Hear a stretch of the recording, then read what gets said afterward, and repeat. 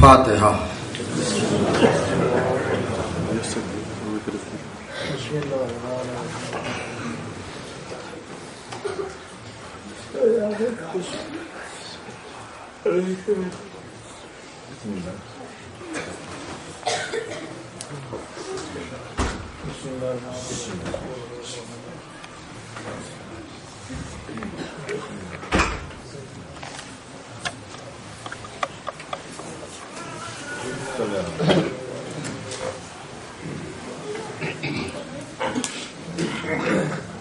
اعوذ باللہ السمیع العلیم من الشیطان اللعین الرجیم. بسم اللہ الرحمن الرحیم. الحمد للہ الذی ہدانا لہذا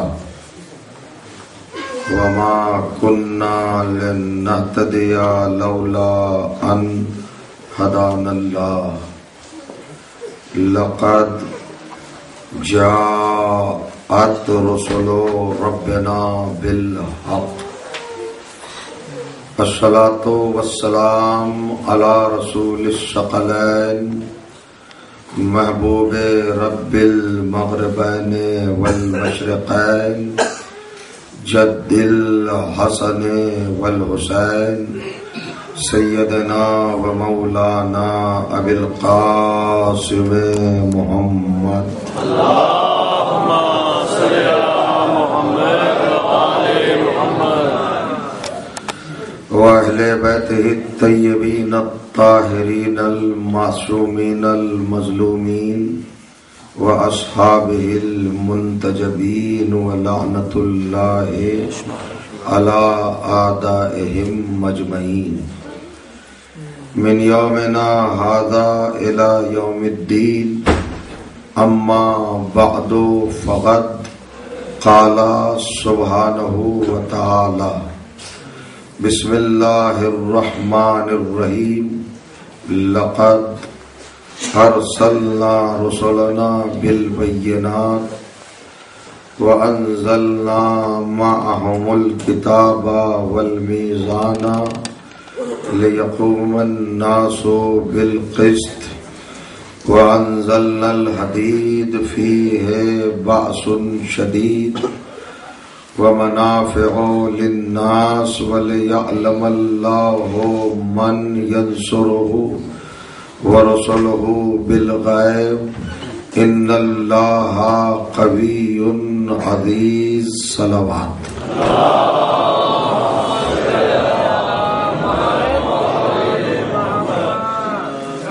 بزرگان عزیز اور برادران ایمان،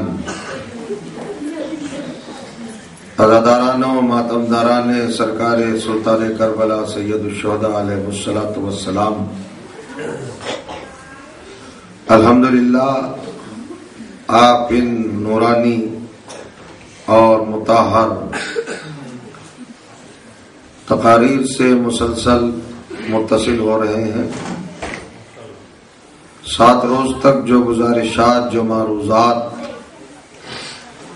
اور جو باتیں آیات قرآنی کی بنیاد پر آپ کی پاکیزہ سماعتوں کی بارگاہ میں گزارش کرنے کی سعادت حاصل کر چکا ہوں، ماشاءاللہ انہی سے مسلسل بلا فصل متصل اور مربوط ہوتے ہوئے آج کی 8ویں گزارش بھی آپ کی سماعتوں کی بارگاہ میں ہدیہ ہے. ماشاءاللہ. رسالت الہی اور وسائل ہدایت کے عنوان پر کائنات کا پروردگار قرآن مجید کے 57ویں سورے کی 25ویں آیت میں ارشاد فرماتا ہے، لقد ارسلنا رسلنا بالبینات. ہم نے اپنے پیغمبروں کو، اپنے رسولوں کو اور اپنی بارگاہ کے ہادیوں کو، رہبروں کو، رہنماؤں کو، پیشواؤں کو کھلے ہوئے معجزات دے کر بھیجا، مضبوط دلیلیں دے کر بھیجا، اور ان کے ساتھ ساتھ ہم نے ان پر کتاب کو بھی نازل کیا اور میزان کو بھی نازل کیا، ماشاءاللہ، تاکہ یہ پیغمبر، یہ رسول، یہ ہادی، یہ رہبر اس دنیا میں آن کر انسانیت کو عدل و انصاف پر قائم کر سکے، سچائی پر، صداقت پر، ایمان پر، حقیقت پر اور مظلومیت کے منصب پر انسانیت کو یہ معین کر دے۔ انبیاء اور مرسلین اور ہادیوں کے بھیجنے کا مقصد، سبب، غرض، وجہ، ریزن قرآن نے یہی بتائی ہے کہ لوگ انصاف کرنے والے بن جائیں، عدالت کرنے والے بن جائیں، بے انصافی سے کام نہ لیں، عدالت کے خلاف کوئی عمل نہ کریں، عدالت کے خلاف ان کی زندگی کا کوئی بھی پہلو نمایاں نہ ہو، سامنے نہ آئے، عادل بن جائیں، انصاف والے بن جائیں، حق اور باطل کو پہچاننے والے بن جائیں، سچ اور جھوٹ میں تمیز کرنے والے بن جائیں، صحیح اور غلط کو اچھی طرح سمجھنے والے بن جائیں۔ یہ ہے مقصد انبیاء کا۔ اور پھر اس کے بعد ارشاد فرمایا کہ ہم نے معجزے، دلیلیں اور کتابیں اور میزان یہ تو بھیجے ہی تھے، ان کے علاوہ ہم نے آسمان سے ایک مخصوص لوحہ بھی نازل کیا، اور وہ لوحہ اس لیے نازل کیا کہ اس کے اندر دو چیزیں ہیں، کافروں کے لیے وہ بڑا سخت ہے اور صاحبان ایمان کے لیے وہ بڑا نفع بخش ہے اور بڑا فائدہ مند ہے۔ اور یہ لوحہ ہم نے اس لیے نازل کیا وَلِيَعْلَمَ اللَّهُ کہ کائنات کا پروردگار پوری کائنات کو یہ بتانا چاہتا ہے کہ وہ اس ذات کو، اس شخصیت کو اور اس کردار کو سمجھنے کی کوشش کرے کہ جو غیب میں رہ کر ہمیشہ اللہ کی بھی مدد کرتا رہا ہے اور رسولوں کی بھی مدد کرتا رہا ہے۔ حالانکہ پروردگار عالم صاحب عزت بھی ہے اور صاحب قوت بھی ہے۔ یہ آپ مسلسل اس آیت کا ترجمہ سماعت فرما رہے ہیں، جہاں سے آغاز آیت ہوتا ہے وہاں پر ذرا رک کر، ٹھہر کر، ٹھنڈے دل اور ٹھنڈے دماغ سے سوچنے کی ضرورت ہے۔ پہلی بات تو یہ ہے کہ پیغمبر دنیا اور امت اور مسلمان اور انسان مل کے نہیں بناتے، اللہ بنا کے بھیجتا ہے۔ یہ بارگاہ الہی سے آتے ہیں، یہ اللہ کی جناب سے، اللہ کے دربار سے، اللہ کے گھر سے بنے بنائے آتے ہیں، دنیا میں آ کے نہیں بنتے کہ یہ ترقی کر کے پیغمبر بن جائیں۔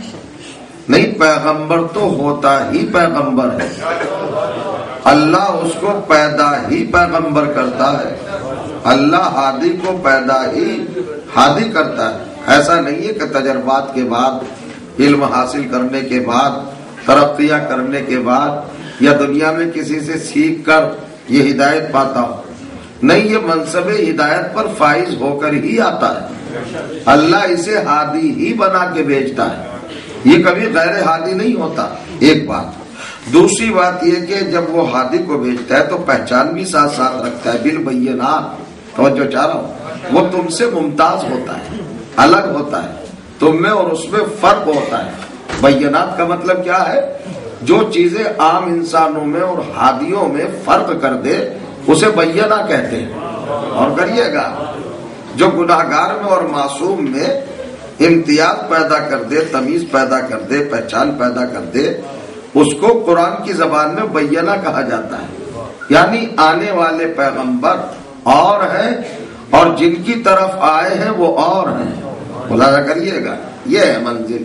اب آئیے آپ اور پڑھیے، ایک چھوٹی سی بات ہے، یہیں پر اگر مسلمان رک جاتا، غور کرتا، فکر کرتا، تدبر سے کام لیتا، تفکر سے کام لیتا، سوچتا، ڈیپلی تھنکنگ کرتا، گہرائی میں اترتا، دریائے معرفت میں غوطہ لگاتا، تو اسے فکر کے موتی ملتے۔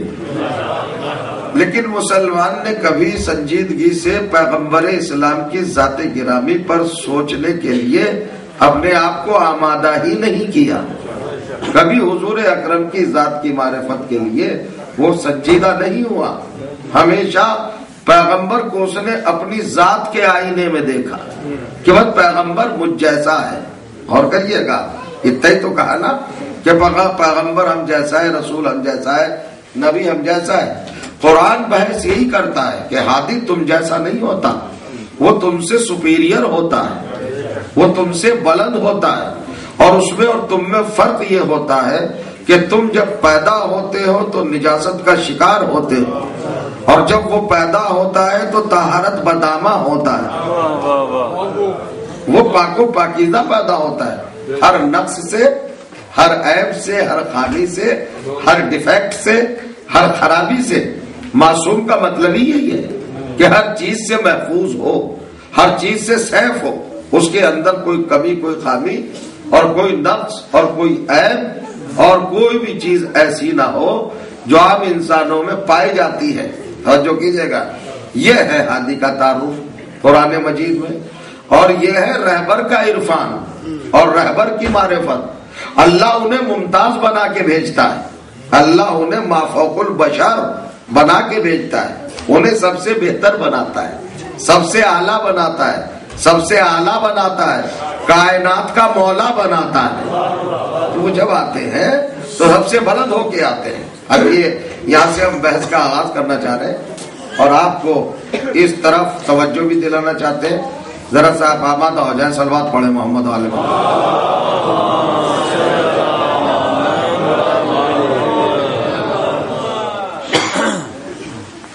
بالبینات پہ آپ اپنی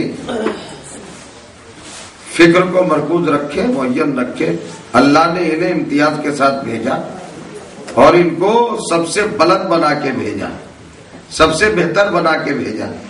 اب یہاں پر مسلمان جو آرگومنٹ کرتے ہیں اور جنہیں بہکایا گیا ہے، جنہیں راستے سے ہٹایا گیا ہے، ان کے ذہنوں میں کچھ فیڈ کیا گیا، ڈالا گیا. ارے پیغمبر الگ سے تھوڑا ہی ہے. 2 آنکھیں تمہارے، 2 آنکھیں ان کے، 2 ہاتھ تمہارے، 2 ہاتھ ان کے، 2 پیر تمہارے، 2 پیر ان کی، 1 زبان تمہارے پاس ہے، 1 زبان تمہارے پاس ہے. تو جب ایک جیسے ہو تو پیغمبر تم جیسے اور تم پیغمبر جیسے. تو سوال یہ ہے کہ آپ پیغمبر ہی کی طرف کیوں دیکھتے ہیں اس نظریے میں کہ میرے 2 ہاتھ پیغمبر کے 2 ہاتھ، میرے 2 پیر پیغمبر کے 2 پیر، میرے 2 آنکھیں پیغمبر کے 2 آنکھیں. تو اگر یہی سیم والی بات ہے اور مثل بناتی ہے تو ذرا دوسری طرف بھی تو دیکھو.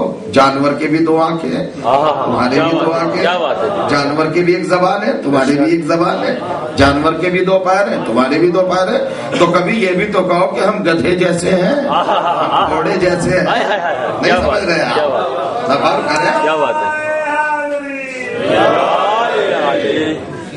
اب منزل ہے تو معصوم اور رہبر اور رہنما اور ہادی ممتاز ہوتا ہے. سب سے پہلی امتیاز کی دلیل کیا ہے؟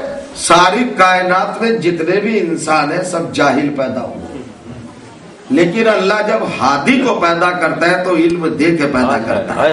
کیا بات ہے. اور خود پڑھا کے پیدا کرتا ہے. بے شک. اور کریے گا. اور کیسے کہتا ہے؟ کل کی آیت ذہن میں ہوگی، سورہ بقرہ 2 سورہ اور آیت نمبر 30. ارشاد ہوا اذ قال ربک للملائکۃ انی جاعل فی الارض خلیفہ. وہ وقت یاد کرو جب آپ کے رب نے سارے فرشتوں سے کہا کہ ہم زمین پر اپنا نائب، اپنا اسسٹنٹ، اپنا جانشین، اپنا قائم مقام، اپنا خلیفہ، ایک رہبر بنانے والے ہیں. فرشتوں سے کہا، سارے فرشتوں سے کہا، سارے معصوموں سے کہا، سارے مطہر لوگوں سے کہا کہ ہمیں خلیفہ بنائیں گے. توجہ کیجئے گا. حالانکہ فرشتے پہلے سے موجود تھے اور سارے بے گناہ تھے، سارے عبادت گزار تھے، لیکن ایک خلیفہ بنانے کی ضرورت ہوئی اللہ کو. اور کریے گا. اب اگر قرآن کے اس منزل کو اور اس رخ کو آپ دیکھ لیں تو بہت کچھ سمجھ سکتے ہیں. اللہ کی بارگاہ میں سارے معصوم ہیں، نہ غلطی کا امکان، نہ خطا کا امکان، نہ مسٹیک کا امکان. سارے فرشتے معصوم ہیں نا، مگر پھر بھی اللہ خلیفہ بنا رہا ہے. تو رسول اللہ نے جتنے لوگ تیار کیے تھے وہ میں کہتا ہوں کہ مسلمان بھلے ہی تھے مگر معصوم تو نہیں تھے نا. تو جب معصوموں کے ہوتے ہوئے خلافت کی ضرورت ہے تو پھر مسلمانوں میں خلافت کی ضرورت نہیں تھی. نبی نے کسی کو خلیفہ نہیں بنایا ہوگا. اب خلیفہ بنایا اللہ نے کہ ہم خلیفہ بنائیں گے تو فرشتوں نے کہا اتجلو فیہا من یفسد فیہا ویسفک الدماء نحن نسبح بحمدک ونقدس لک. پروردگار کیا اس کو خلیفہ بنائے گا جو زمین پہ جا کے فساد کرے؟ بلا کریے آپ. یہ معصوم مخلوق ہے, یہ بے گناہ مخلوق ہے, اطاعت گزار مخلوق ہے. اللہ سے کیا کہہ رہی ہے؟ کسے خلیفہ بنائے گا؟ جو زمین پر فساد کرے, جو خوریزی کرے. توجہ ہے نا. دو الزام, دو بلیم, دو آبجیکشن لگائے کہ خلیفہ نہ بنا اس کو جو زمین پہ جا کے فساد کرے اور زمین پہ جا کے خوریزی کرے. یعنی فرشتوں کی نظر میں ایک بات ہے کہ جو فسادی ہو اسے خلیفہ بننے کا حق نہیں ہے, اور جو قتل و غارت گری کرے اسے نمائندہ الہی بننے کا حق نہیں ہے. یہ تو میں بعد میں بتاؤں گا. مگر اللہ نے کہا ٹھیک, انی اعلم ما لا تعلمون, جو میں جانتا ہوں وہ تم نہیں جانتے. فرشتے چپ ہو گئے. اللہ نے ڈانٹ دیا کہ چپ ہو جاؤ, وہ چپ ہو گئے. فرشتے چپ ہو گئے مگر عورتیں چپ نہیں ہوتی. صلوات پڑھیں محمد علیہ.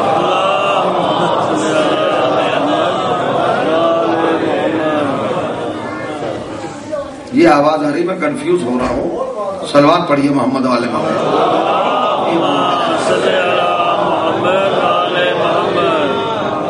اور صلوات پڑھیے گا محمد علیہ.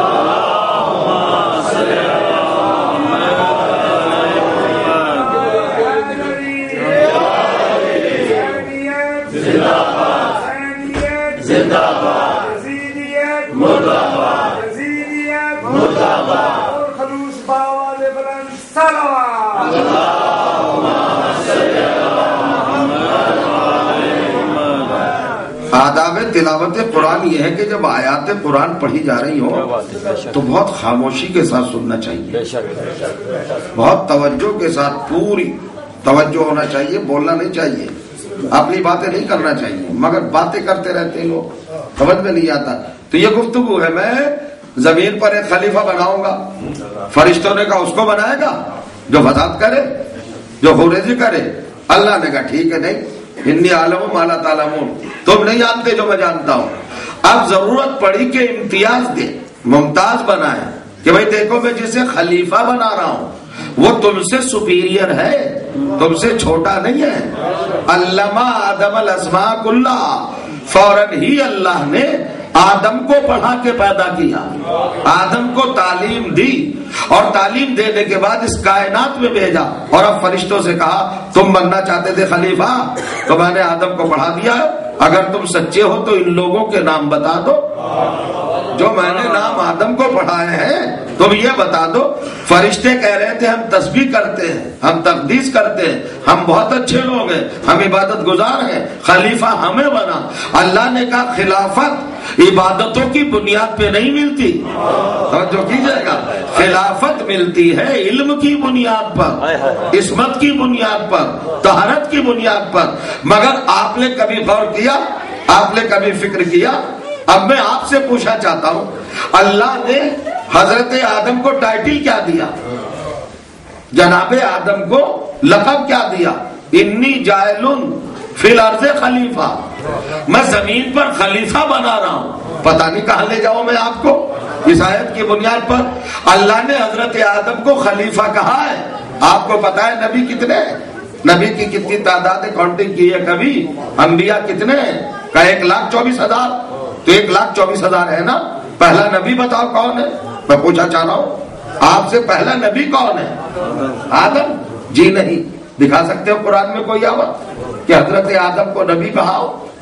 نبی ہیں مگر قرآن نے نبی نہیں کہا.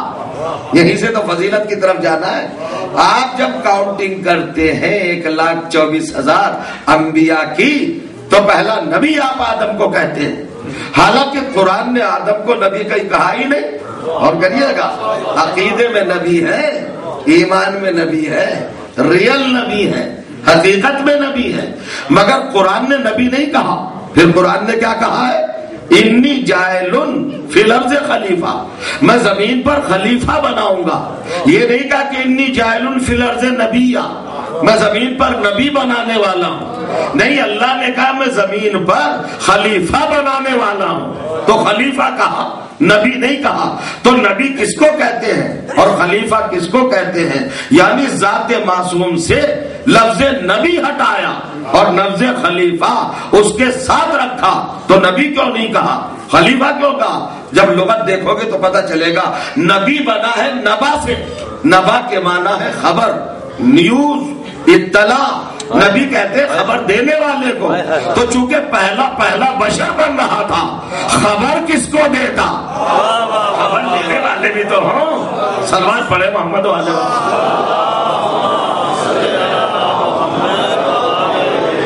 ہے نا بھائی؟ اب خبر کسے دیتا، نیوز کسے دیتا، اطلاع کسے دیتا؟ اللہ نے کہا بھائی یہ نبی نہیں، لفظ نبی ہٹا دیا. چونکہ کوئی پوچھنے والا نہیں، کوئی سوال کرنے والا نہیں ہے نا، کوئی مسئلے مسائل دریافت کرنے والا نہیں. ابھی تو آدمی بن رہے ہیں نا، ابھی تو اولاد نہیں، انسان نہیں، بشر نہیں، کچھ بھی نہیں. تو اللہ نے کہا نبی نہیں. ابھی ہم تمہیں نبی کا لقب نہیں دیں گے، حالانکہ نبی ہو مگر نبی ظاہر نہیں کریں گے. پھر کیا کہا؟ خلیفہ. حضرت آدم کو لقب دیا خلیفہ. تو نبی کے معنی تو خبر دینے والے کے ہیں. خلیفہ کی کیا معنی ہے، خلیفہ کی کیا میننگ ہے؟ تو خلیفہ بنا ہے خلف سے. خلف کا مطلب ہے آفٹر، پیچھے، کسی کی جگہ پہ آنے والا، کسی کے مقام پر آنے والا، کسی کی مسند پر آنے والا، کسی کی پوسٹ پر آنے والا، کسی کی جگہ پہ آنے والا. خلیفہ کا کیا مطلب ہے؟ خلیفہ پیچھے آنے والا، کسی کے بعد آنے والا. تو کوئی پہلے ہو نا تبھی تو بعد میں آئے گا. پھر سمجھیے میں کیا کہہ رہا ہوں. کیوں قرآن میں یہ تبدیلی آئی؟ اس لیے اللہ نے یہ قانون اپنا معین کیا کہ پہلے نبی کو نبی نہیں کہا، خلیفہ کہا. خلیفہ کا مطلب کیا ہے؟ کسی کے بعد آنے والا، کسی کی جگہ پہ آنے والا. تو جب خلیفہ کا مطلب ہے کسی کی جگہ پہ آنے والا، تو پھر یہ آدم کس کا خلیفہ ہے؟ تو فوراً مسلمان نے کہا اللہ تعالیٰ کا خلیفہ. خاموش رہیے، اللہ کا خلافت سے کیا تعلق؟ جب خلافت کا مطلب ہی یہ ہے کہ کسی کی جگہ پہ آئے، تو جب جگہ خالی ہوگی تب تو آئے گا نا. تو اللہ نہ کہیں جاتا نہ کہیں آتا، نہ اللہ کی جگہ خالی ہوتی. تو آدم اللہ کا خلیفہ نہیں ہے، کسی اور کا خلیفہ ہے جس کی جگہ پہ آیا ہے. تو اب علماء نے کہا جناب نبوت کے بغیر خلافت معین نہیں ہوتی. جب تک نبی نہ ہو خلیفہ نہیں آئے گا. خلیفہ آتا ہی ہے نبی کی جگہ پر. تو اب جب آدم خلیفہ ہے تو آدم سے پہلے کا نبی بتاؤ کون ہے جس کی جگہ پہ آدم آ رہا ہے؟ اور کریے گا ہے نا نبی. تو کوئی نبی تصور کرو، کوئی نبی بتاؤ آدم سے پہلے کوئی نبی ہو جس کی جگہ پہ آدم آئے. تو کوئی نبی ہے؟ ساری کائنات خاموش، ایک ہی بولا کنتو نبیا وآدم بین الماء والطین. میں اس وقت بھی نبی تھا جب آدم بن رہا تھا.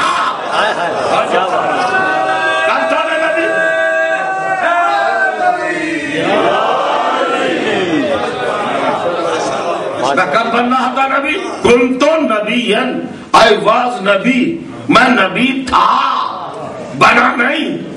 آدم جب بن رہے تھے میں نبی تھا. یہ تھا حضور کہہ رہے میں اس وقت بھی بحیثیت نبی، ایز اے نبی موجود تھا جب آدم بن رہے تھے. اور کریے گا تو اب پتا چلا کہ آدم اللہ کے خلیفہ نہیں ہے، محمد کے خلیفہ ہیں. کا محمد کے خلیفہ کیا مطلب؟ ابھی معرفت کی باتیں کبھی سنا کیجئے، سوچیے اور فکر کیجئے. کس کے خلیفہ ہے؟ محمد کے. غلط کہہ گیا، محمد کے نہیں، نبی کے خلیفہ. محمد ذات کا نام ہے، نبی عہدے کا نام ہے، اور عہدہ بھی چھوٹا ہے. اور جو چاہ رہا ہوں آنے سے پہلے دنیا میں حضور نبی ہے اور آنے کے بعد رسول ہے. اس فرق کو بھی سمجھ لیجئے. یہ چھوٹی چھوٹی باتیں ضرور ہیں مگر ذہنوں میں پڑی رہیں تو کام آئیں گی. اس دنیا میں جب تک نہیں آئے تھے میرے سرکار محمد مصطفیٰ، جب تک اس کائنات میں نہیں آئے تھے تو کیا تھے؟ آدم سے پہلے تھے نبی. اور اس دنیا میں آ کے کیا بنے؟ یا ایھا النبی انا ارسلناک، اے نبی ہم تمہیں رسول بنا رہے ہیں. تو رسول بننے سے پہلے نبی تھے. اور کریے گا جب تک آئے نہیں تھے جب تک نبی تھے، اور جب دنیا میں آ گئے تو اب رسول بنے. دنیا میں آنے سے پہلے نبی، دنیا میں آنے کے بعد رسول. تو نبوت میں اور رسالت میں کیا ڈفرینس ہے؟ نبوت ہے چھوٹا عہدہ، رسالت ہے بڑا عہدہ. چھوٹے عہدے کا خلیفہ ہے آدم، اور آدم کو اللہ نے کتنا بڑا بنایا کہ کھربوں برس کے فرشتوں سے سجدہ کرا دیا. جو چاہ رہا ہوں تو جب محمد کے چھوٹے عہدے کا خلیفہ اتنا بڑا ہے تو اب محمد کی رسالت کا خلیفہ کسے بناؤ گے؟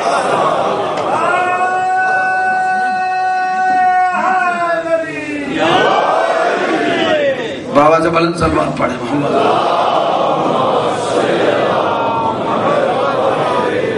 یہ بابا سے بلند ہے.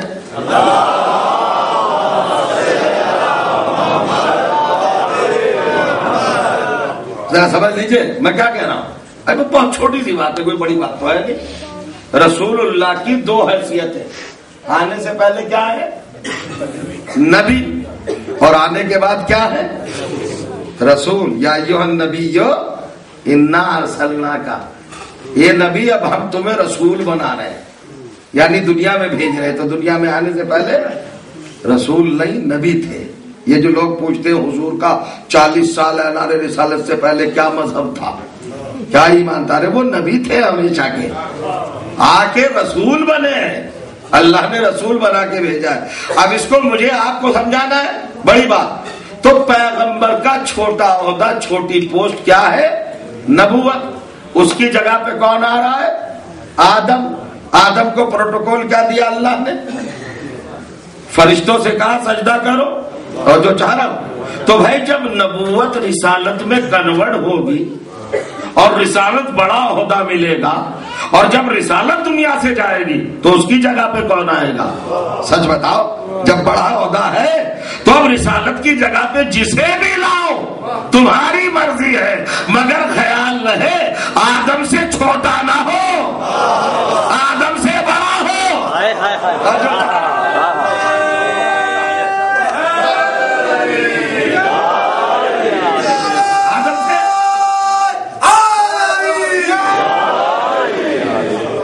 اس لیے کہ اگر آدم سے چھوٹا لا کے بٹھا دیا رسالت کی جگہ پر تو یہ توہین رسالت ہوگی. سن لیا آپ نے؟ نہیں سنا؟ بھائی نبوت کی جگہ پہ آپ نے بٹھا دیا آدم کو، ہے محمد کی نبوت کی جگہ پر اللہ نے آدم کو رکھا لا کے.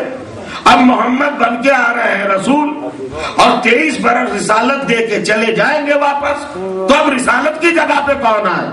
جب چھوٹی جگہ پر اتنا بڑا آیا تھا آدم، تو اب رسالت کی جگہ پہ کون آئے؟ آدم سے چھوٹا یا آدم سے بڑا؟ غور کریے گا. ہوگا بڑا ہونا چاہیے تو اب آدم سے بڑا ہے کسی کے پاس؟ اور جو چاہ رہا ہوں ہے کوئی کائنات میں ایسا گھر جس میں کوئی آدم سے بڑا ہو؟ ارے سب تو خود آدم کے بیٹے ہیں، ان کے آدم سے بڑا کون ہوگا؟ اب سمجھے لامکان نے گھر کیوں بنوایا تھا؟ سمجھ لیجیے ذرا. جسے مکان کی ضرورت ہی نہیں، جس کو گھر کی ضرورت ہی نہیں، جس کو کھانے کی ضرورت ہی نہیں، جس کو ہاؤس کی ضرورت ہی نہیں، جس کو منزل کی ضرورت ہی نہیں، جس کو محل کی ضرورت ہی نہیں، جس کو بلڈنگ کی ضرورت ہی نہیں، جس کو قصر کی ضرورت ہی نہیں، اس لامکان نے مکان کیوں بنوایا؟ چونکہ اللہ جانتا تھا کہ مسئلہ اٹھے گا. میرا محمد 2 حیثیتوں میں ہوگا، آنے سے پہلے نبی، آنے کے بعد رسول. نبوت کی جگہ پہ آدم آئے گا تو رسالت کی جگہ پر کوئی آدم سے بڑا ہو. آدم سے بڑا لوگوں کے گھروں میں مل نہیں سکتا، لہذا میں اپنا گھر بنا کے لوگوں کو بتانا چاہتا ہوں ارے آدم سے بڑا تمہارے گھر میں نہیں ہے، میرے گھر میں تو ہے.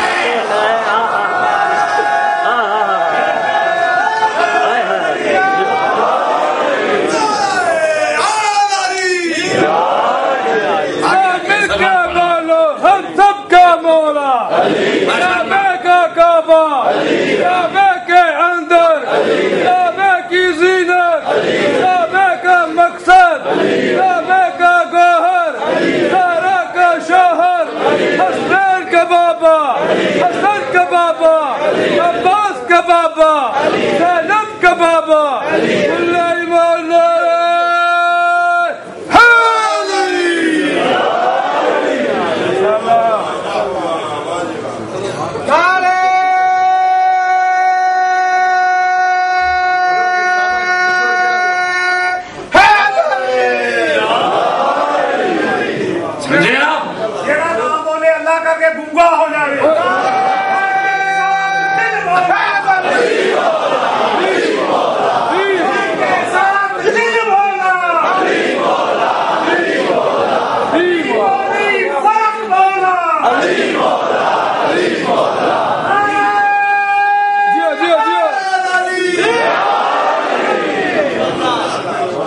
یہ بھی کوئی شریفوں کی صفت ہے کہ ڈانٹ کھا کے بولو.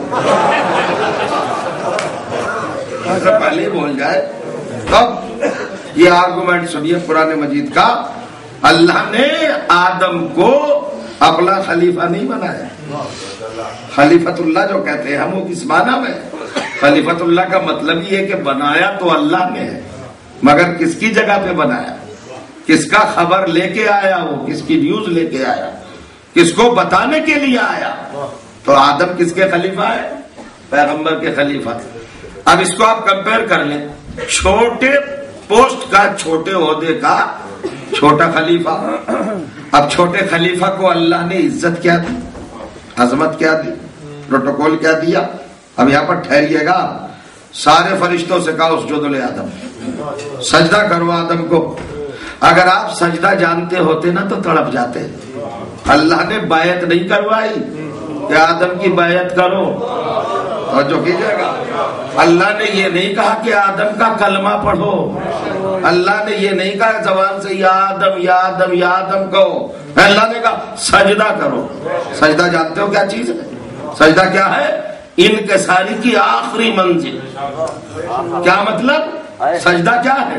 انکساری کی آخری منزل. آخری منزل کیسے؟ کبھی حقیقت سجدہ کو سمجھا؟ نماز کی جان ہے سجدہ. سجدے کا مطلب ہے جھکنا. اللہ کے سامنے جب بندہ جھکتا ہے نا، جھکتا ہے جھکتا چلا جاتا ہے، طبیعت مچلتی ہے اور جھکوں، لیکن زمین آڑے آ جاتی ہے. اب جھکنے کی مزید گنجائش نہیں. تو طبیعت کہتی ہے پروردگار دل تو اور چاہتا تھا کہ جھکو، مگر تیری زمین آ گئی. تو جہاں مجبور ہو جائے آخری جھکنے پر، اس منزل کا نام ہے سجدہ. جس کے سامنے اور جھکنے کی منزل اور گنجائش، پاسبلٹی وہی نہیں، بس لاسٹ سٹیج ہے. جہاں تک جھکنا تھا جھک گئے. تو اس سے بڑی کوئی چیز نہیں. سجدے کے بعد کیا رہ گیا بھائی؟ کچھ ہے سجدے کے بعد؟ آخری منزل تو ہے سجدہ. تو اب میں بڑا پریشان ہوں. آپ اگر سننا ہے تو آپ محظوظ ہوں گے، لطف اٹھائیں گے. سجدہ کرایا آدم کو، اور سجدہ ہے انسانیت کی انکساری کی آخری منزل، جس کے آگے جھکنے کی اور مزید گنجائش نہ ہو، نہ جھک سکتا ہو. تو آخری پوائنٹ پر لا کے رکھ دی پیشانی آدم کے سامنے.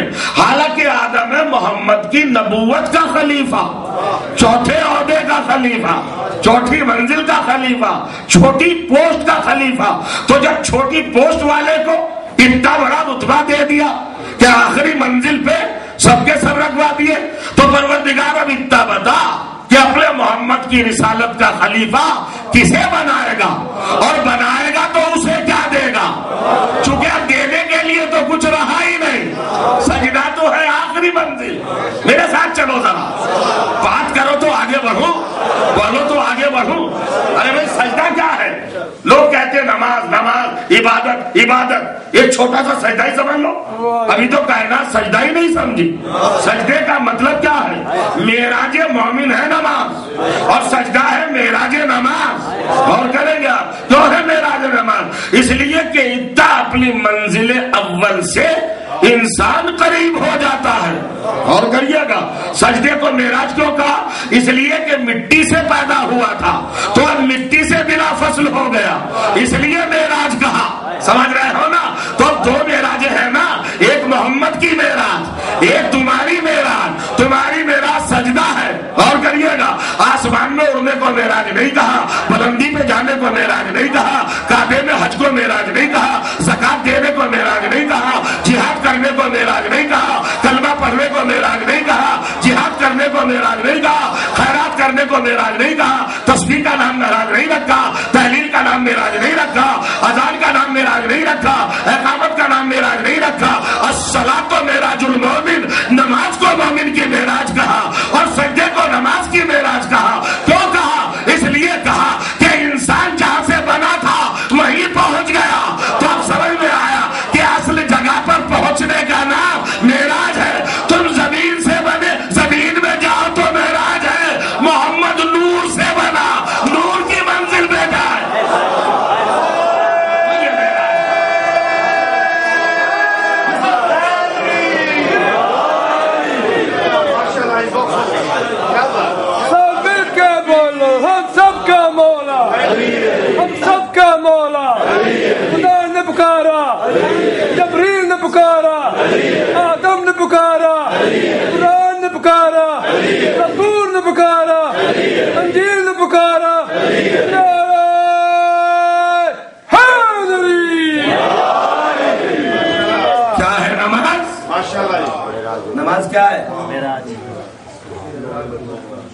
معراج المومنین ہے نا.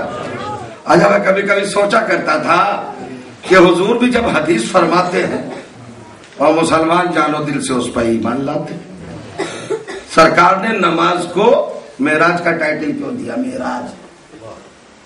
پہلی بات تو کہ نماز کو معراج کہا. معراج کبھی پڑھیے قرآن میں ہے؟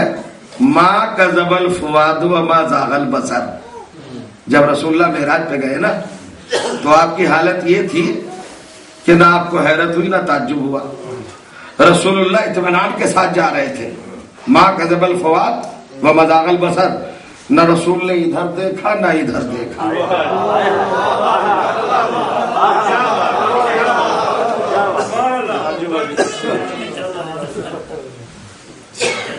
اچھا واقعی سب کے سمجھ میں آتا ہے کچھ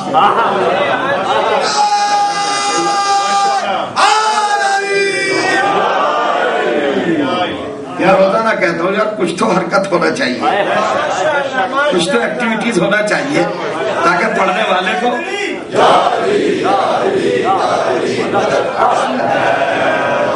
تو معراج کیا ہے؟ نماز ہے معراج. اب یہاں پر ایک بحث اور ہوتی ہے کہ بھائی یہ ادھر ادھر نہ دیکھیے نماز میں. چونکہ پیغمبر جب معراج کو گیا تھا تو قرآن کہہ رہا ہے نہ ادھر دیکھا نہ ادھر. وہ پیغمبر کی معراج، نماز تمہاری معراج. تو تم ادھر ادھر کیا دیکھ رہے ہو؟ کوئی نہ دیکھے؟ نہیں، قرآن منع کر رہا ہے. پھر کیسے پڑھے نماز؟ ایک مسئلہ اور آتا ہے رمضان بھائی، آپ کا مسئلہ آتا ہے کہ جی وہ نماز کیسے پڑھے؟ ہاتھ باندھ کے پڑھے کہ ہاتھ کھول کے پڑھیے؟ جیسے بھی پڑھیے، اپنے اپنی فقہ کے اعتبار سے جو پڑھ رہے ہیں انہیں پڑھنے دیجیے، آپ کو کیا ضرورت ہے دخل دینے کی. مگر جب اس کو مسئلہ بنا دیا جاتا ہے سنی اور شیعہ، یہ غلط ہے کہ وہ شیعہ وہ ہے جو ہاتھ کھول کے نماز پڑھتے اور سنی وہ ہے جو ہاتھ باندھ کے نماز پڑھتے. یہ سچائی نہیں ہے. اہل سنت ہی میں خود ایسے بھی ہیں.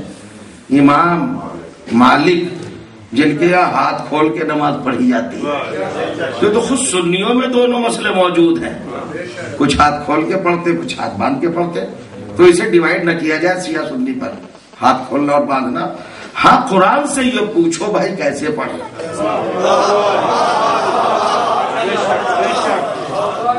اب آپ کے ذوق سماعت پر ہے، اگر آپ جاگ رہے ہیں اور آپ سن رہے ہیں، ہم نماز کہاں سے لیں گے؟ قرآن سے. جیسے قرآن بتا دے. دیکھیں بھائی اگر قرآن کہتے کہ ہاتھ باندھ کے پڑھو تو اب ساری دنیا بھی کہے ہاتھ کھولو تو مت کھولنا. اور اگر قرآن کہے کہ ہاتھ کھول کے پڑھو تو سارے ملا بھی مل کے کہے کہ باندھو. حالانکہ باندھنے والوں کے پاس کوئی دلیل آج تک ہے نہیں کہ کیوں باندھ رہے ہیں. اور جو چاہ رہا ہوں، ایک روایت آئی جو گڑھی گئی کہ وہ کچھ لوگ آئے تھے قیدی، اور جب دربار خلافت میں آئے تو ہاتھ باندھ کے کھڑے ہوئے تعظیم میں، تو خلیفہ صاحب کو بڑی ادائیں پسند آئی. انہوں نے کہا ایسے ہی نماز پڑھو. تو کیا اسلام میں دخل بھی ہے؟ یہ تبدیلی کیسے پڑھو بس جیسے قیدی آئے؟ حالانکہ قرآن مجید کی آیت ہے انجعل المؤمنین کالمجرمین، کہ ہم مسلمانوں کو مجرموں کی طرح بنا دیں. یہ تو قرآن کی آیت ہے. یعنی مسلم جو ہے وہ مجرم کی طرح نہیں بن سکتا. ٹھیک ہے کوئی بات نہیں. اب ہم کیسے نماز پڑھیں؟ اگر قرآن کا ہاتھ کھولو تو ہاتھ کھولو، قرآن کا ہاتھ باندھو تو ہاتھ باندھو. کہاں لکھا ہے قرآن میں؟ قرآن میں ہر چیز لکھی ہے. لا رتب ولا یابس الا فی کتاب مبین. ہر خوش کو تر موجود ہے. تو کیا ہاتھ کھولنے اور باندھنے کا مسئلہ نہیں ہوگا؟ اب میں چلتا ہوں آپ کے ساتھ. چلیے سورہ اعراف 7واں سورہ یاد رکھیے گا، آیت نمبر 29 نمبر کی آیت. ارشاد ہوا، اب پیغمبر بول رہا ہے، ہمارا قل ہمارا ربی بالقسط، کہہ دے میرے نبی کہ میرے رب نے مجھے حکم دیا کہ میں انصاف کروں. کیا انصاف کروں؟ کیا انصاف کروں؟ ان اقیموا وجوہکم عند کل مسجد.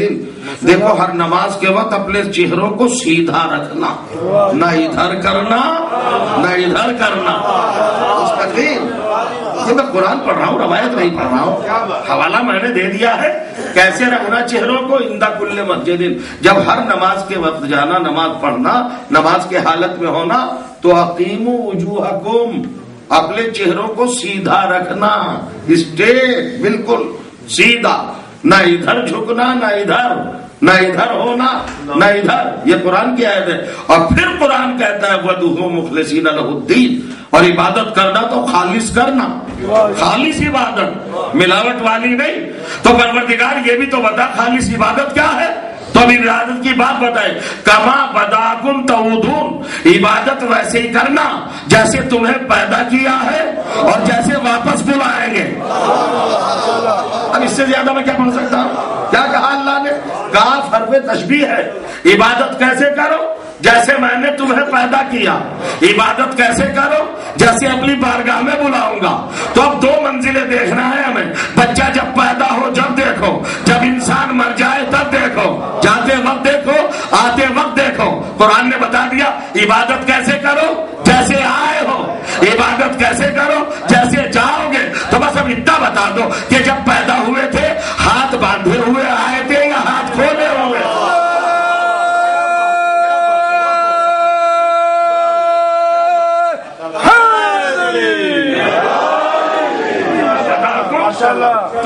جس طرح پیدا ہوئے ہو ویسے عبادت کرو.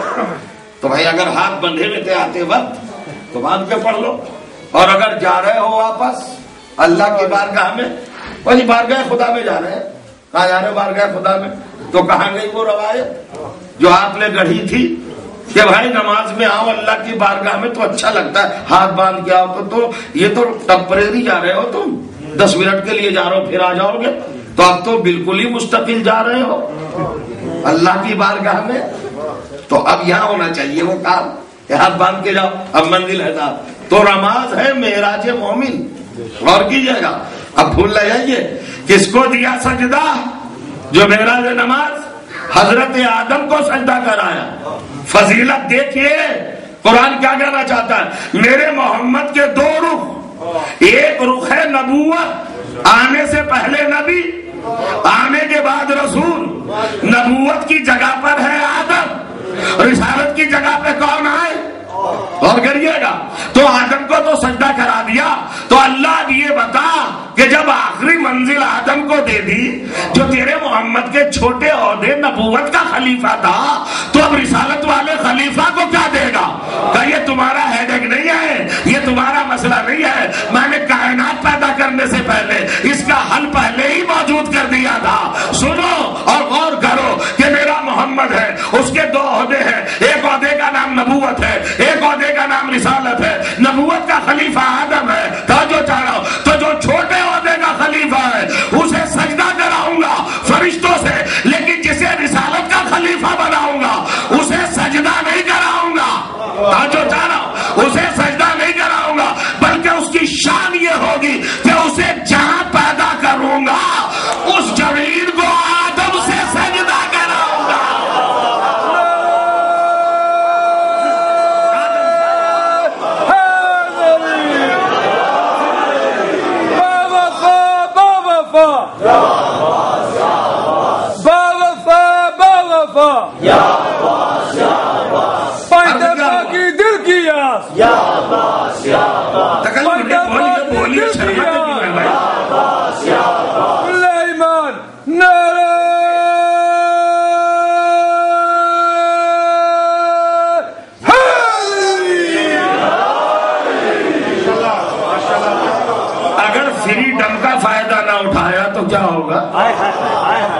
یا بھی نہیں بولو گے تو کہاں بولو گے؟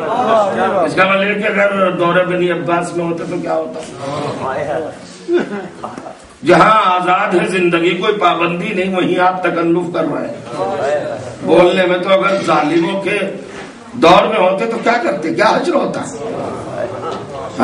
اور کریے گا ہم منزل. تو علی کو سجدہ نہیں کراؤں گا، بلکہ علی کا قدم جس زمین پر آ جائے گا کعبہ، اس جگہ کو آدم سے سجدہ کراؤں گا. یہ ہے منزل. اور کبھی آدم کو بنتے دیکھا؟ لوگ ہم سے پوچھتے ہیں علی کی فضیلت بتائیے، علی کی فضیلت بتائیے. ارے فضیلت کیا بتائے؟ فضیلت کیا ہے؟ فضیلت کا مطلب کیا ہے؟ ابھی تو فضیلت کی میننگ ہی نہیں جانتے لوگ. فضیلت کیا ہے؟ ایک چیز ہوتی ہے حقیقت، ایک چیز ہوتی ہے فضیلت، اور کریے گا پہلے حقیقت تو پہچانو تب فضیلت سمجھ میں آئے گی. کہا علی کی فضیلت کیا ہے، حقیقت کیا ہے؟ تب حقیقت مرتضیٰ سنیے. آدم کو جب اللہ نے پیدا کیا اور فرشتوں کو بھیجا جاؤ زمین سے مٹی لاؤ، تو فرشتے آئے اور زمین سے مٹی لے گئے، اصاب بن گیا، دھڑ باڈی بن گئی. اب اللہ نے کہا سر بھی تو بنے گا، سر کے لیے مٹی لاؤ. کہاں سے لائے مٹی؟ کعبے میں جاؤ اور کعبے کی زمین کے بیچوں بیچ سے مٹی اٹھا لاؤ، آدم کا سر بنے گا. ختم ہو گئی بات. کہاں سے بنا آدم کا سر؟ کعبے کی مٹی سے. ہو گئی. اب علی کو سمجھ لو، یہ ہے سب کا باپ آدم، جس کا سر کعبے کی مٹی سے بنتا ہے. تو یہ ہے آدم جہاں سے آدم کا سر بنا، اور یہ ہے علی جس کا پہلا قدم زمین کعبہ ہے.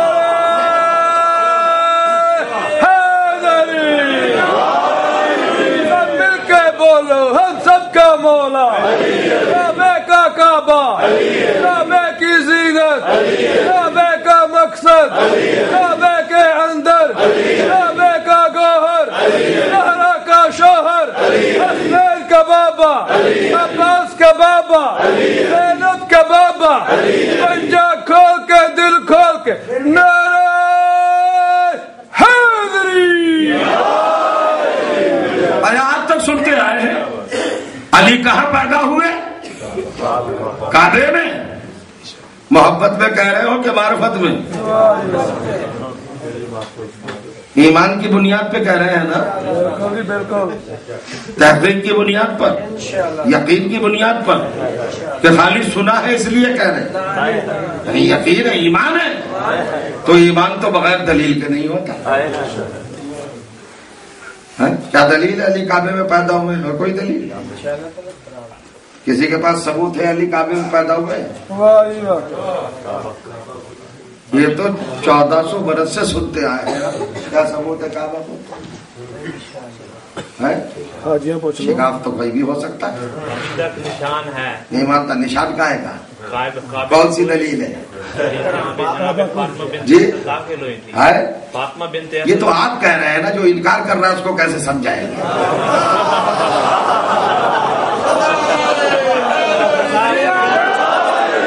میرا بھی یقین ہے، آپ کا بھی یقین ہے. جوڑنے کی کوشش کر رہے ہیں مگر وہ جڑ نہیں رہا. باقاعدہ وہ سلیبیں نہیں لگ رہی جیسے خانہ کعبے میں. یہ آپ کا ایمان ہے جناب، ہمارا ایمان ہے، ہمارا عقیدہ ہے.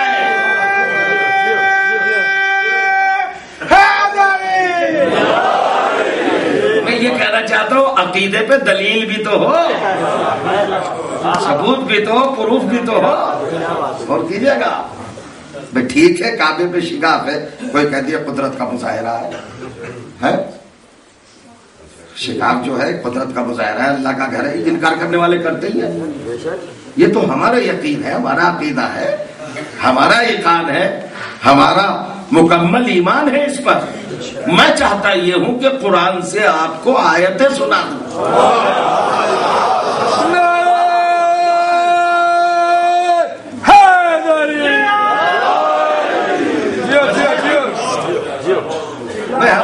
سلامتی کے لیے بلندر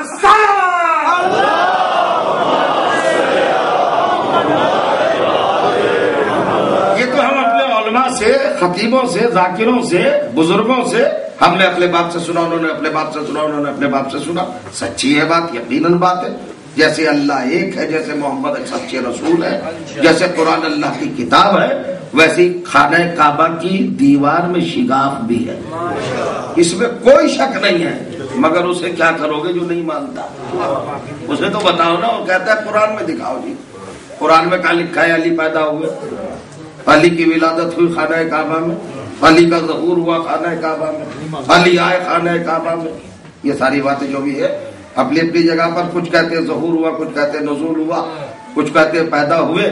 میں ان بحثوں میں نہیں پڑھنا چاہتا ہوں. کعبہ ہے مولد علی، علی آئے ہیں وہاں، پیدا ہوئے ہیں وہاں. ٹھیک توجہ کیجیے گا. دلیل کیا ہے آپ کے پاس؟ تو اب میں دلیلیں دیتا ہوں. 2-3 قرآن کی آیت ہے ماشاءاللہ. جی قرآن میں کہاں لکھا ہے؟ تو 2 واقعے ہوئے اس انسانیت کی تاریخ میں.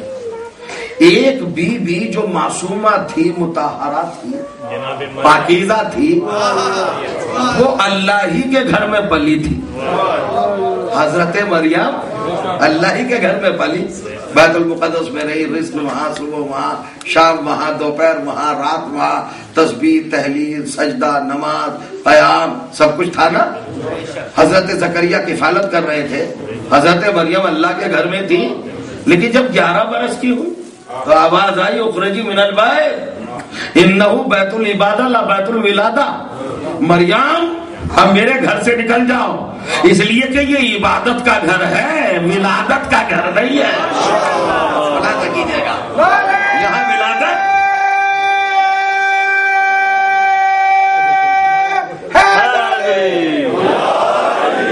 کا گھر ہے. یہ اخرجی من البیت، وہ جسے اپنے گھر میں رکھا تھا اللہ نے، اسی سے کہہ دیا نکلو، جاؤ، اخرجی من البیت، نکلیے مریم. اس لیے کہ یہ ولادت کا گھر نہیں ہے، یہاں ولادت نہیں ہو سکتی. تو جب ولادت نہیں ہو سکتی تو پھر نہیں ہو سکتی. اور جو چاہ رہا قانون بن گیا قانون. اب مریم چاہے مطہرہ ہو، چاہے بتول ہو، چاہے صدیقہ ہو، حکم الہی آ گیا جاؤ. تو اب گئی نا مریم، تو جو چاہ رہا چلی گئی. میں یہ پوچھنا چاہتا ہوں کہ عیسیٰ کہاں پیدا ہوئے؟ بتاؤ مجھے، کہاں پیدا ہوئے عیسیٰ؟ بیت المقدس میں تو پیدا نہیں ہوئے، نہیں ہوئے، پھر کہاں پیدا ہوئے؟ یہ میری بحث کا موضوع نہیں ہے، میرا سبجیکٹ نہیں ہے یہ کہ عیسیٰ کہاں پیدا ہوئے. مگر ایک واقعہ تو ہوا. میرے مولا کی ولادت سے 550 سال پہلے ایک واقعہ ہوا کہ حضرت مریم کو اللہ نے اپنے گھر سے نکالا. پہلے تو مسلمان قرآن میں دکھا کہاں لکھا ہے کہ مریم کو نکالا، کہاں نکالا؟ یہ تو 550 سال پہلے کا واقعہ ہے، اس کو ہونا چاہیے قرآن میں، مگر نہیں ہے. ہم سے دلیل چاہتا ہے کہ فاطمہ بنت اسد کو کیسے بلایا، کہاں بلایا، قرآن میں کہاں لکھا ہے؟ میں قرآن کی قسم کھا کے کہہ رہا ہوں دونوں چیزیں لکھی ہیں. مریم کو نکالا یہ بھی لکھا ہے، اور فاطمہ بنت اسد کو بلایا یہ بھی لکھا ہے. اب میں قرآن بتاؤں گا آپ کو. اب یہاں سے چلیے صاحب، آپ چلے اور کریے گا نماز پڑھنے کے لیے. ہوگا جی نماز پڑھو صبح کی، کیا رکعت پڑھو؟ 2 رکعت. کہاں لکھی ہے قرآن میں؟ کہاں لکھی ہے قرآن میں؟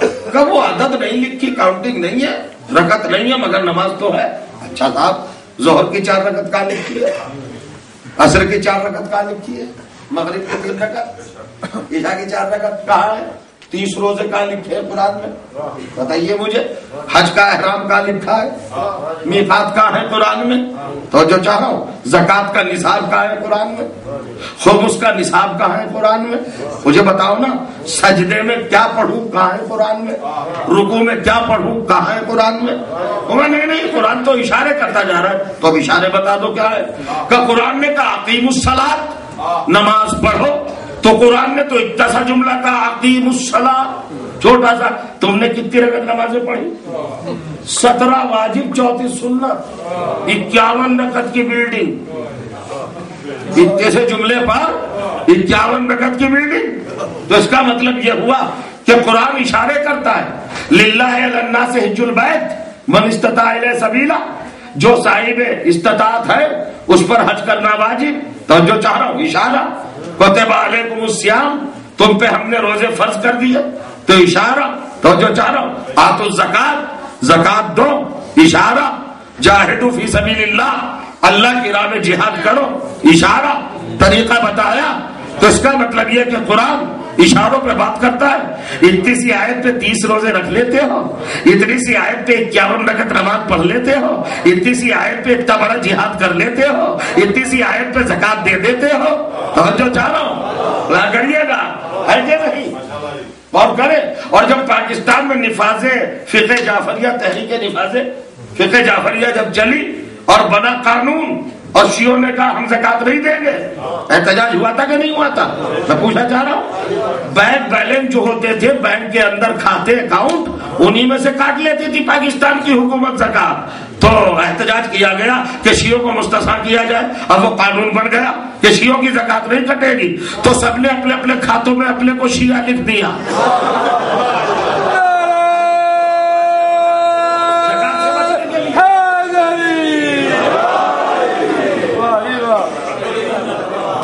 اپنے اکاؤنٹ میں اپنے کو ڈکلیئر کیا ہم شیعہ ہے خالی زکات سے بچنے کے لیے. ایک جھٹکے میں تو تم شیعہ ہو جاتے ہو. نہیں سمجھ رہے آپ؟ حکومت زکات لے رہی ہے ہم سے کہتے ہیں تقیہ نہ کیجئے. تو ہے کچھ قرآن میں کہیں. اب سنیے کہاں لکھا ہے کہ علی کعبے میں پیدا ہوئے. تو پہلے یہ ثابت کرو کہ عیسیٰ پیدا نہیں ہوئے. پھر ثابت کریں گے ہم کہ علی پیدا ہوئے. کہیں بتائیے. تو اقیم الصلاۃ پہ نمازیں پڑھ لی. آپ آ گئے یہاں پر. اب میں آیت پڑھنا چاہتا ہوں آپ کے سامنے. اللہ نے 2 لفظ استعمال کی ہیں. ملاحظہ فرمائیے گا. اس کائنات کے وجود کے لیے 2 لفظ. لفظ کون سی؟ ایک لفظ روح زندگی کی علامت. ایک لفظ نفس زندگی کی علامت. تو اس روح میں اور نفس میں فرق کیا ہے؟ اور جو چاہ رہا ہوں اصل نفس کیا ہے اصل روح کیا ہے؟ 2 لفظ ہے نا الگ الگ. تو روح کا مطلب کیا ہے؟ زندگی کی نشانی زندگی کی علامت. آدم میں روح ڈالی عیسیٰ کو روح کہا. تو جو چاہ رہا روح ہے نا. اور ایک نفس یہ بھی زندگی کی علامت. کلو نفس ذائقۃ الموت ہے قرآن میں. تو 2 لفظ ہیں قرآن نے استعمال کی. ایک لفظ روح اور ایک لفظ نفس. جاگ گئے. اب دو رزلٹ. علی کعبے میں پیدا ہوئے.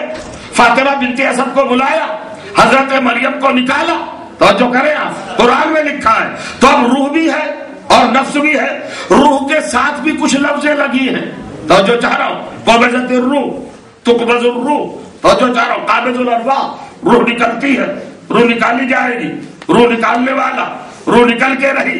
پورے لفظ روح کے ساتھ جہاں بھی پڑھو گے نکلنے کے ساتھ ہے. روح نکلتی ہے. روح نکلتی ہے. روح نکلتی ہے. روح نکالی جاتی ہے. روح نکالی جائے گی. اور ملک الموت کو تو قابض الارواح جو روح نکالنے والا ہے. ایک جگہ کے علاوہ قرآن میں کہیں پر بھی روح کو نکالنے کے علاوہ کوئی اور لفظ نہیں کہا. نکالی جاتی ہے. روح نکلتی ہے. روح نکلتی ہے. روح نکلتی ہے. ہو گئی بات. یہاں تک آ گئے. اب آئیے یہ نفس کیا ہے. تو اب 2 آیتیں پڑھوں گا تاکہ 2 گواہ مل جائے قرآن سے. اور جو چاہ رہا ہوں نفس کا مطلب کیا ہے غور کریے گا. کیا ہے؟ سورہ آل عمران 3 سورہ آیت نمبر 61. ہجرت ارشاد ہوا فمن حاجک فیہ من بعد ما جاءک من العلم فقل تعالوا ندعو ابنانا وابناکم ونساءنا ونساءکم وانفسنا وانفسکم. محمد کہہ دو ان نصارى نجران سے کہ تم اپنے بیٹوں کو بلاؤ ہم اپنے بیٹوں کو بلائیں. تم اپنی عورتوں کو بلاؤ ہم اپنی عورتوں کو بلائیں. تم اپنے نفسوں کو بلاؤ ہم اپنے نفسوں کو بلائیں. یا اللہ ذرا توفیق دے دے بس تاکہ میں بات سمجھا سکوں. کیا کہا قرآن نے نفس کے لیے؟ تم اپنے نفس کو بلاؤ اور ہم اپنے نفس کو بلائیں. تو قرآن نے آپ کو یہاں پر ایک اشارہ نہیں بلکہ خلاصہ دیا کہ نفس بلایا جاتا ہے. بلایا گیا. نفس بلا لیا گیا نا. اچھا صاحب ٹھیک ہے. اب دوسری آیت سنیے. سورہ فجر قرآن مجید کا 92 نمبر کا سورہ ہے اور 22ویں آیت. ارشاد ہوا بسم اللہ الرحمن الرحیم یا ایتھا النفس المطمئنہ ارجعی الی ربک راضیۃ مرضیہ. توجہ چاہو. اطمینان والے نفس اپنے رب کی طرف پلٹا. پلٹا کیا مطلب؟ آجا. آجا کیا مطلب؟ بلایا جا رہا ہے. تو نفس کو بلایا گیا. بلایا گیا نا. 2 آئی وٹنس میں نے دے دیے قرآن سے. 2 گواہ دے دیے. مباہلے میں نفس بلایا گیا. سورہ فجر